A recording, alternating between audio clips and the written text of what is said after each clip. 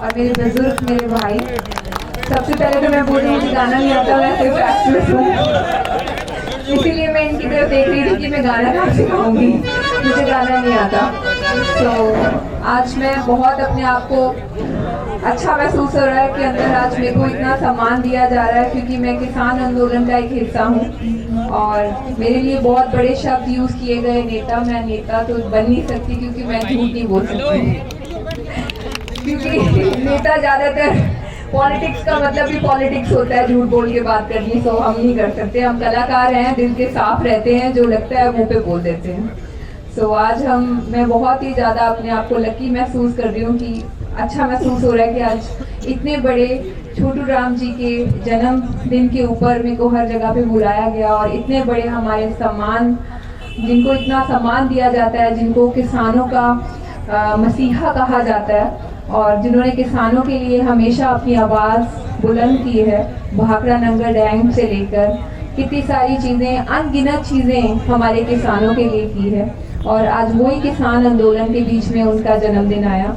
सो आज हमें बुलाया गया डिफरेंट जगहों पर। सो सबसे पहले तो छोटू राम जी के लिए मैं नारा लगाना चाहती हूँ, छोटू राम जी जिंदाबाद। और वो हमारे बीच में हर एक किसान के रूप में हमारे बीच में बैठे हैं, और मुझे उनकी बहुत सारी चीज़ें यहाँ पर आके पता चली, जैसे कि उन्होंने सबसे अच्छा एक उनका नारा, हिंदू मुस्लिम सिख से ऊपर उठ के एक किसान होता है, जिसमें इंसानियत होती है। और उन्होंने हमेशा अपने किसानों को एक चीज़ बोली है, हे मेरे भोले किसान, अपना दुश्मन पहचान और अपनी हक की बात कर, अपने हक हमेशा मांग।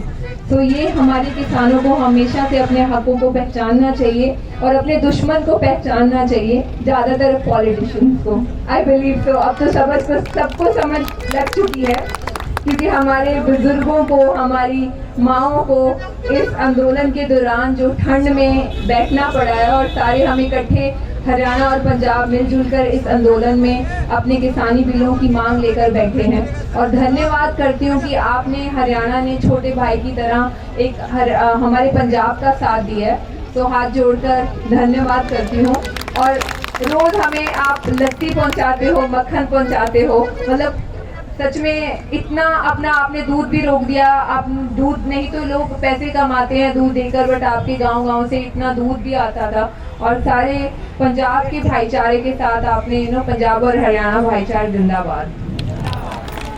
और मैं यही कहना चाहती, सबसे पहले तो सभी को लगता था कि मैं एक एक्ट्रेस हूँ, तो इसलिए मैं किसान आंदोलन में आके पार्टिसिपेट कर रही हूँ। पर मैं अपना बैकग्राउंड आप सब लोगों को बताना चाहती हूँ।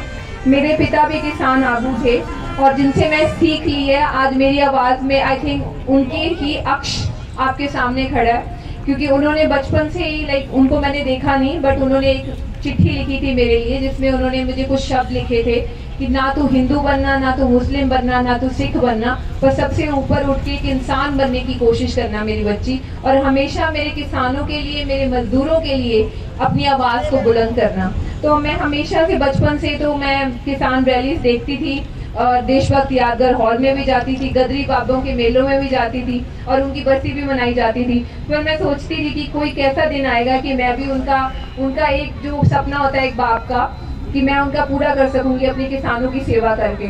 तो ये आंदोलन में मुझे मौका मिला है कि मैं अपने किसानों की सेवा करूं, और अपने बुजुर्गों की सेवा करूं, अपनी माँओं की सेवा करूं। और मेरे कहने में और करने में कोई फ़र्क नहीं रहना चाहिए। ये मैंने हमेशा से सोचा था कि जो मैं बोलूँगी वो मैं करूँगी।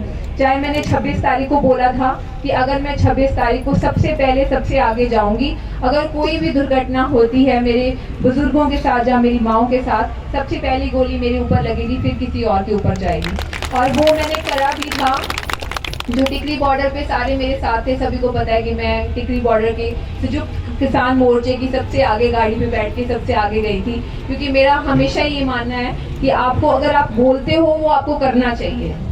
तो आपके करने में और बोलने में कोई फ़र्क नहीं रहना चाहिए। और आज जो सम्मान आप लोगों ने मुझे दिया है, इसके लिए मेरे पास कोई शब्द नहीं है, क्योंकि हर जगह पे इतना प्यार देते हो आप सब लोग, और इतनी एक्सपेक्टेशंस के साथ और मैं, ये जो प्यार और जो मुझे सम्मान यहाँ पे मिल रहा है, ये मुझे शायद से तब नहीं मिल पाता अगर मैं यहाँ नहीं होती तो। और मुझे सभी लोगों ने पहले बोला, जब मैंने किसान आंदोलन नया नया मैंने पोस्ट डालनी शुरू की थी, मुझे लोग बोलते थे कि तुम्हारा तो अभी तक करियर स्टार्ट हुआ है फिल्मों में, तुम्हारी उम्र बहुत कम है, तुम किस चक्करों में पड़ रही हो, तुम अपनी फिल्मों की तरफ ध्यान दो, तुम मोदी सरकार के खिलाफ क्यों बोलती हो, तुम्हें ईडी का डर डालेंगे, तुम्हें इनकम टैक्स का डर डालेंगे, तुम्हें फिल्में नहीं देंगे, तुम अंबानी अंडानी के खिलाफ बोलती हो, तुम्हारी कोई फिल्म फंड नहीं करेगा। तो मुझे बहुत सारी धमकियां दी गई, जो फिल्में मैंने साइन की थी वो मुझे निकाल दिया गया। बट मैंने हमेशा ये चीज़ बोली थी कि मेरे किसानों के लिए, मेरे बुजुर्गों के लिए 100 फिल्में क्या 1000 फिल्में कुर्बान कर दूंगी मैं। बट मैं इस आंदोलन में बैठी रहूंगी जब तक ये हमारे 3 काले कानून वापस नहीं होते। मैं इसी तरीके के साथ यहीं पे साथ देती रहूंगी। फिल्में मेरे लिए मैटर नहीं करती। मुझे लगता है मेरे किसान जो दिन रात मेहनत करके खून पसीने की कमाई के साथ हमें खाना देते हैं, अगर हम अपने अन्नदाता के साथ लॉयल नहीं है ना, अगर हम उनके साथ वफादार नहीं है, तो हम किसी के साथ वफादार नहीं हो सकते। हमारा ज़मीर हमें कैसे माफ़ कर देगा कि हम अपने अन्नदाता के साथ लॉयल ना रहे। नहीं तो किसान भी बोले, छोटू राम जी ने बहुत पहले एक बात बोली थी कि किसानों के लिए वेजेस के लिए वो बात करते थे कि कनक का भाव ज़्यादा नहीं मिल रहा था, तो उन्होंने सरकार को बोला था कि मैं किसानों को बोलूँगा अपने उगाओ और अपना जोगा रख लो, बाकी को आग लगा दो। अगर किसान भी यही सोचना शुरू कर दें कि ठीक है हम अपना उगाएंगे, अपना खा लेंगे, शहरी वर्ग के लोगों को नहीं देंगे, तो फिर हमारे वो लोगों में और हमारे लोगों में क्या फ़र्क रह जाएगा। फिर मेरी भी यही सोच होती कि मैं अपने किसानों के साथ ना बैठूं, मैं अपनी फिल्मों के बारे में सोचूं, अपने पैसे के बारे में सोचूं, जो ज़्यादातर लोग आजकल कर रहे हैं। जो आप देखते हैं, हिंदी फिल्में देखते हैं, वो लोग उसी तरीके से कर रहे हैं। किसी को ईडी का डर डाला हुआ है, किसी को इनकम टैक्स का डर डाला हुआ है, किसी के घर पे रेड्स पड़ रही हैं, किसी की फैक्ट्री बंद करवाई जा रही है। देखिए, मैं तो बोलूँ जहाँ तो मेरे पास तो काला धन है ही नहीं, जिस बात का मुझे डर लगेगा।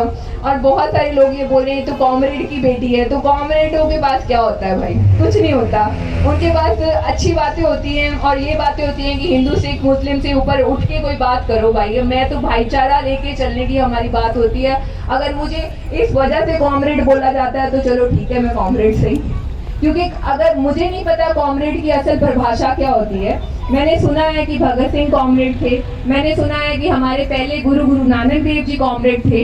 अगर उनकी यही थिंकिंग थी कि सारे धर्मों की रिस्पेक्ट करनी चाहिए, सारे धर्मों से निकल के ऊपर एक इंसान की रिस्पेक्ट करनी चाहिए, अपने में इंसानियत खत्म नहीं होनी चाहिए, तो फिर मैं कॉमरेड हूँ, यही कह सकती हूँ। बाकी तो मैं अपनी दिल की बातें आप लोगों के साथ शेयर करने आई थी, और बाकी यही करने आई थी कि मैं आपके साथ हमेशा ही आपकी आवाज़ बन के बुलंद खड़ी रहूँगी, अपनी माँओं की सेवा करती रहूँगी, अपने बुजुर्गों की सेवा करती रहूँगी, और जय जवान जय किसान का नारा बुलंद करती रहूँगी। इंकलाब, इंकलाब, भारतीय किसान यूनियन, भारतीय किसान यूनियन, जय जवान जय किसान।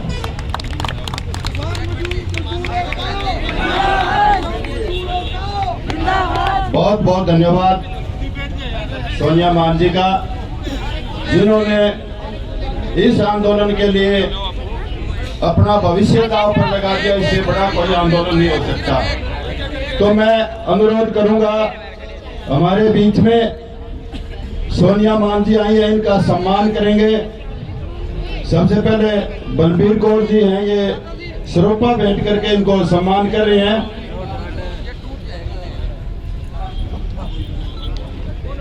जोरदार तालियों से स्वागत करें।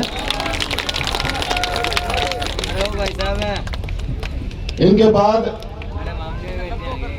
इनका सम्मान करने में किरण पूनिया, सरपंच लांदड़ी, किरण जौर लांदड़ी, सुदेश शिवाज गोरखपुर, केलो देवी शिवाज गोरखपुर, ये सभी शॉल बैठ करके और सोनिया जी मान का यहाँ सम्मान कर रहे हैं। जोरदार तालियों से इनका स्वागत। यहाँ पहुंचने पर, इतना बिजी शेड्यूल होने के बावजूद यहाँ पहुंच